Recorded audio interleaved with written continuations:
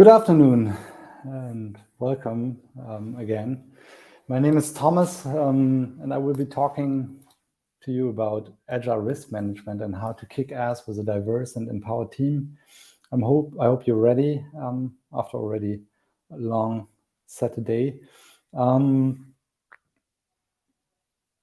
let me start. We live in challenging times. Volatility, uncertainty, complexity, and ambiguity are all around us. This is what I used to call the VUCA world. How do we notice that? How do we notice volatility, uncertainty, complexity, and ambiguity in our everyday life? Well, prices, stocks, and brands are erratic. We cannot foresee the course of a stock or which brand might be famous and on top of the world in 5 years. Also, opinions and decisions might change overnight. You know the power that a good sleep can have. You change your mind. The same is true for your partner, be it in private or in business life. Also, the information that we got yesterday might be already outdated. Always keep that in mind when dealing with facts. Next thing is that the information we have most likely is also incomplete. What do we do when we have incomplete information? Well, we tend to close the gap with assumptions. How our decisions move our business is also hard to forecast. Events or global crises like COVID-19 can change the whole global economy. We've just recently all seen that and lived in exactly that. The amount of information that we need to assess on a daily basis is also growing. We have dependencies to other teams, to departments, stakeholders, even other companies, or in some cases, other countries. Globalization changes the way that our problems need to be tackled. Lastly, the information that we get is often biased. There is a lack of clarity. Some requirements might be inconclusive or even contradictory. The people that we deal with have questionable motives or reasons for their decisions. We don't know that. Those are some of the risks that our idea that we want to make a reality, or our product that we want to deliver, and risk to our customers and also to the whole company that we have and that we want to be profitable. I want to show you how we as a diverse and empowered team can deal with these risks in an agile environment. But before we come to the agile environment, where do we usually come from? What you can see here is called the iron triangle of software development. This is where we come from. Companies have run waterfall projects for decades and still are running them to this day. Well, the idea behind this is easy. You just define a scope or some requirements or features that you as a customer want. Well, and the IT department will deliver something. Certainly not today, not tomorrow, and most likely not within 2 weeks. Good engineering takes some time. Well, some project managers get to work and they create plans, do estimates on the time that tasks take. Also, the cost of the project, is not fixed. The longer something takes, the more engineers you need for it, the costlier it will be. That's logic. Only one thing should never be touched: the quality. I mean, we are all professionals, right? How does that work out in reality? Let me show you an example. Let's say we start with a 6-month requirement phase. Everything that the customer wants gets written down in a very detailed system specification document. After that, the designers start to create some paper prototypes, they create wireframes, and eventually real cool designs that the engineers can implement. That's what's happening in the development phase. One by one, all the specifications are put into software, following the designs that the design team came up with. After months of work, maybe 3/4 of our project are already done. maybe even more. We just need to test what the developers implemented, right? So requirement phase done, design phase done, development phase done, 75% done maybe of our project because 3 of the big blocks are done, and then testing done. But wait, quality control is not happy.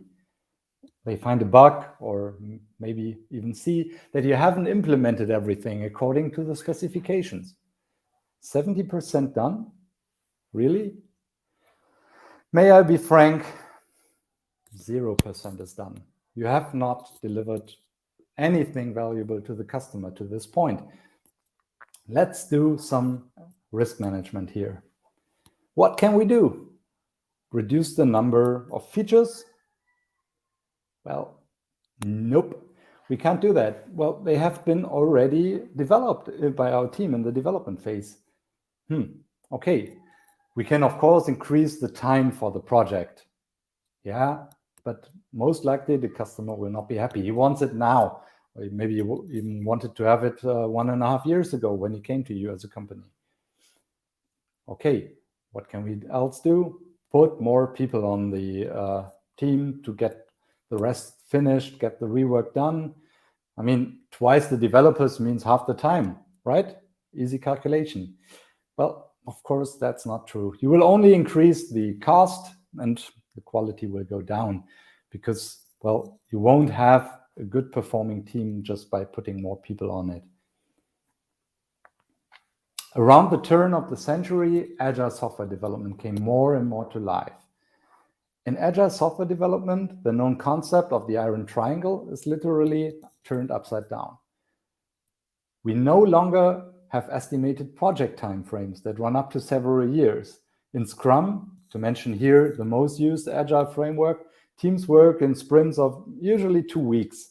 Well, the Scrum guide mentions fixed lengths of 1 month or less. But at most companies that I have been working with, and also at METRO.digital, where I am right now, we work in 2-week sprints. With that one fundamental change, also the cost of a project is not bound anymore to estimations. A Scrum team is a stable setup. It should not be touched. And there are a lot of reasons for that, especially when it comes to trust and team dynamics. But that is the topic for a future talk. I will not go into that too deep in here today. What happens to our scope? Well, how can that be estimated? I mean, a customer knows what he wants, right? Yeah, it's true. But when the project manager and the team can be in contact with the customer constantly, they reevaluate what is needed. They get feedback, they put the feedback in, and therefore they can reprioritize the tasks and reprioritize and evaluate what is next that should be done by the team. And one thing, like in the original iron triangle, the quality should not be touched. Again, we are professionals, right? All right. Each sprint, requirements from the customers are taken from the product backlog into the sprint backlog. With time, the team figures out how many tasks it can work on in one sprint. I will come back to that later in my talk. The designer or UX professional of our Scrum team will work on things and our engineers will develop, and then someone, maybe QA, maybe the whole team, they test what was implemented.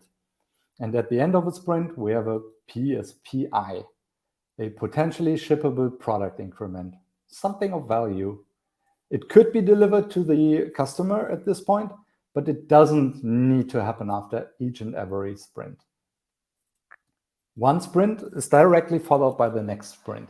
There is no in-between sprints here. Therefore, each and every sprint, all the tasks that we need in software development need to be run through. So again, requirement phase, design phase, the development phase, and testing. Of course, also in agile software development, something can break. But the time and the effort that is needed to do the rework is way smaller, because we're just talking about a scope of 2 weeks here. After a number of sprints, at some point, we get to our MVP. This is the minimal viable product offering. This then will most likely be put to the market, to our customer, and it can be strengthened by each and every following sprint until at some point the product is done. Well, it will go in maintenance mode or in sunset phase.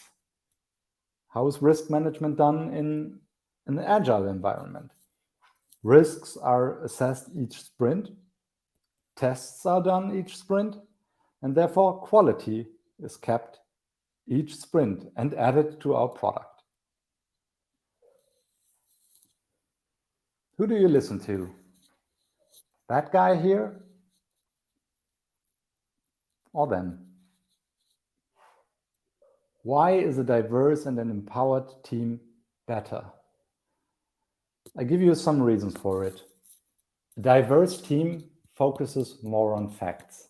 A study in the Journal of Personality and Social Psychology shows an experiment in which scientists assigned around 200 people to groups of 6.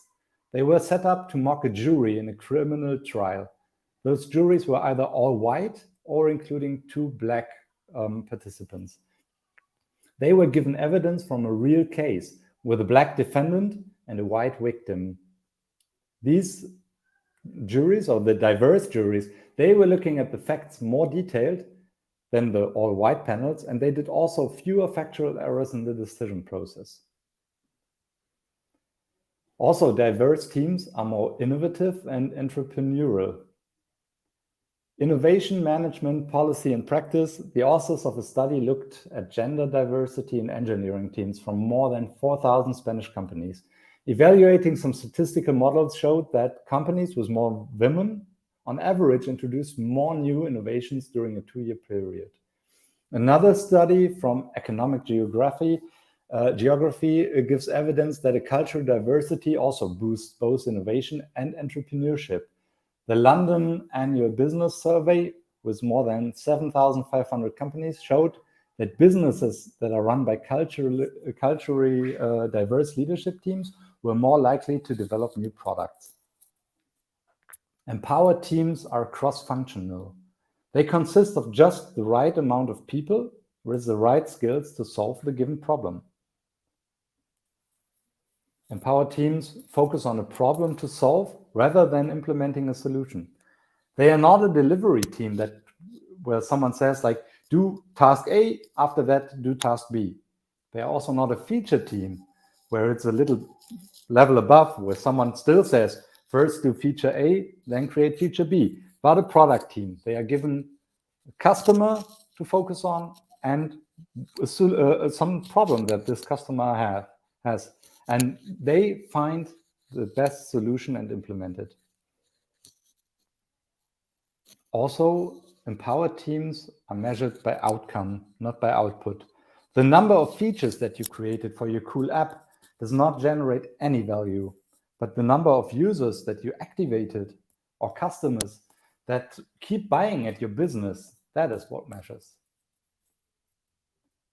Also, accountability is very important. Diverse and empowered teams are held accountable to results. That means end-to-end responsibility and also standing up to defend it.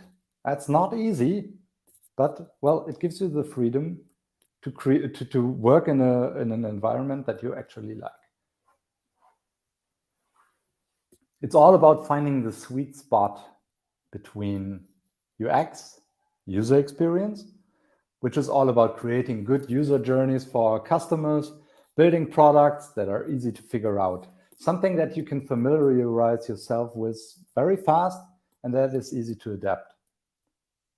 Next point here is tech, engineering, IT. Call it as you want. This is the field in which most of us work or come from. The techies, the nerds, the people that no company can do without anymore. And finally, we have business. You all might think of the gals and guys in the gray costumes and suits, and it might be just that. But remember, without a good business, there is no company and nothing gets sold. Product management. This is what is happening when these three main factors come together. It's a sweet spot between UX, tech, and business, and it's very easy to miss. In other words, a lot of risk if you don't do it right. When you look at our sweet spot, that little, very easy to miss field of real product management, then you can divide it into two parts. You have product discovery, followed by product delivery. And this should go hand in hand throughout the lifetime of your product. Discovery is the main job of a product manager. It's their main responsibility. They should be made accountable for it. They should set up the right team to come together and discuss problems, create prototypes, and do experiments. Delivery, on the other hand, means bringing your product on the road, following the agile methodologies that I showed you, such as Scrum. Let's look at product discovery first. It all starts with an idea, an opportunity to generate some business. This idea will be surrounded by risk from the moment it came crawling out of someone's brain. If we are not careful, the idea might be crushed by doubt, by worries, and skepticism. What do good product managers do? They surround themselves with the right team, the right experts for their domain. They should at least involve the tech lead or main engineer and the designer for their product, but also people from the business side, stakeholders, architects, or customers could help. Just don't bring in too many. Try to get a good and diverse mix. What do? They look if the idea is viable. Does the solution work for the various aspects of the business? Does it fit? Can we make money with it? Is the idea sustainable? Does the idea bring value to the customer? Will they buy it? Will they choose to use it? Is the idea usable? Will the customers figure out how to use it? And last but not least, is it feasible? Means, can we build it with our engineers, with the time, the skills, and the technology that we have at our hands? If our team answers those questions over and over and feeds the idea with some hard evidence that they generate, then we can push the risk away. And over time, we can grow our idea until it becomes at the end our product.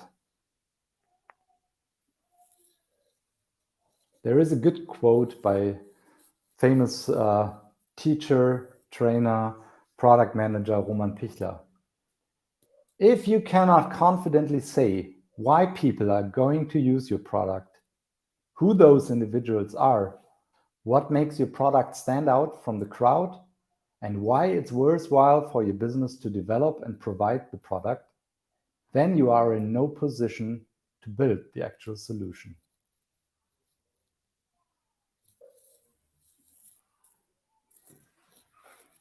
Generally speaking, when is the risk the highest? At the beginning of a product, a project, a development. There, the things that we don't know yet are the highest. With starting to work on something, we can gradually reduce the risk. That applies both to the old waterfall world, the same as to our agile approach. The only thing is that with agile, we have the same risk, only it's broken down into smaller parts in our sprints here. And therefore, we could say that just by working in sprints, we have not reduced the overall risk, but we have broken it into smaller, more manageable pieces. And the more we work on the unknown, the more confidence we create, and the risk finally goes down. Of course, the reality might look a little bit more like that. We might not ever get to zero. And in the agile execution, we might have a sprint that runs very well, followed by one where we cannot really reduce the risk. In one sprint, it might even increase. But finally, there will be a turnaround and the team will manage to reach what it wants, their goal. And in the end, the sum is, well, it matters the sum of all the small parts of all our sprints here. But how do we handle risk?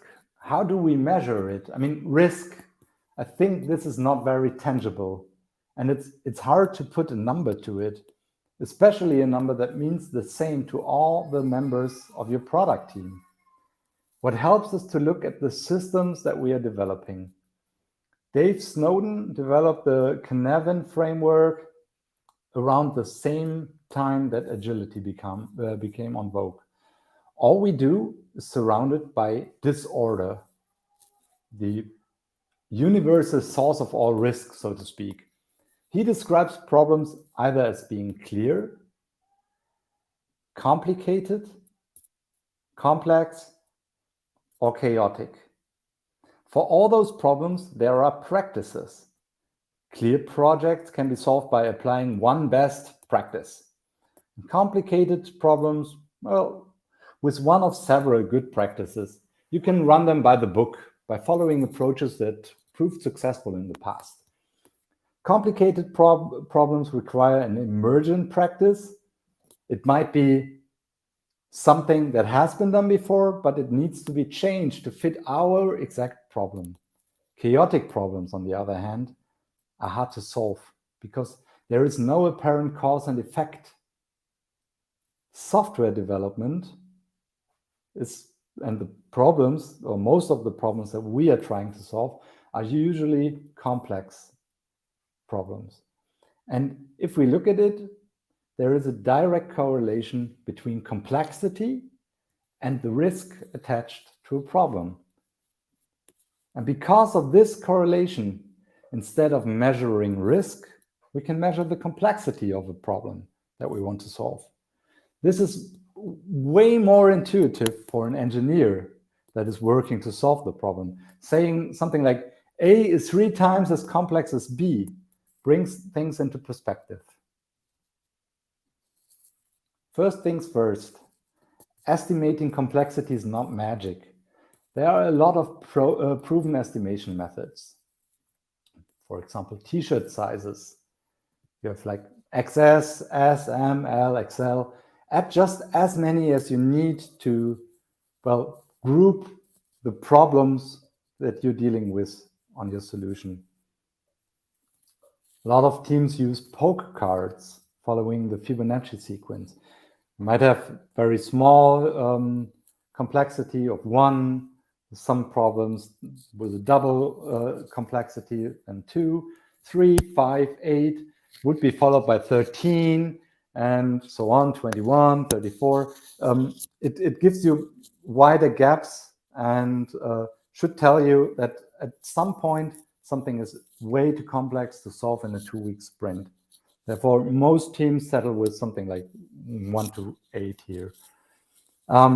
I've seen teams using all sorts of methods, like maybe vehicles, or you can be crazy and come up with your own definition of how to make complexity and therefore the risk more tangible. Whatever helps you, use it, but try to talk about it. But one thing, never ever use time. Do not estimate the hours or days it is going to take to implement something. This is not estimating complexity or managing risks. This is pure old project thinking. Remember, in Agile, we have turned the iron triangle upside down. We no longer estimate the time it takes. Time is always fixed to the length of one sprint. But why do we need a diverse and empowered team when it comes to estimating? Why not just let the most senior person estimate the complexity? Remember the guy with the monkey hat? Why not let him do it? I'll let you in on a secret. In the end, all the estimating is done to create one thing, and one thing only: clarity. If we estimate and people have different opinions, what do? They talk. They discuss, they argue, they bring in their experience, their opinion, their backgrounds, and in the end, the team finds a compromise, and they leave the room with a common understanding of the problem to solve. and the complexity of it. But the common understanding of the problem is not the only thing we want to achieve. If we put an estimate on every single item that we plan to do in a sprint, we can track our progress in a sprint burndown chart. This chart shows an ideal path and how the team progresses in reality. It can be used as an early warning system. Remember the correlation of complexity and risk? There you got it, a chart that is showing you the remaining risk. The remaining risk to reach your sprint goal. And what is your sprint goal? Creating a potentially shippable product increment, delivering value to the customer. Thank you so much for listening. If you have any questions, hop over into the Q&A channel. I will be here to answer your questions and to chat a bit. If you want to contact me, you can find my LinkedIn info also on the Unicorns website. I have for you also here a list of references from the studies that I have been including here. So feel free to reach out to me. I'm happy to share that all with you. Thanks for listening and have a great day. Bye.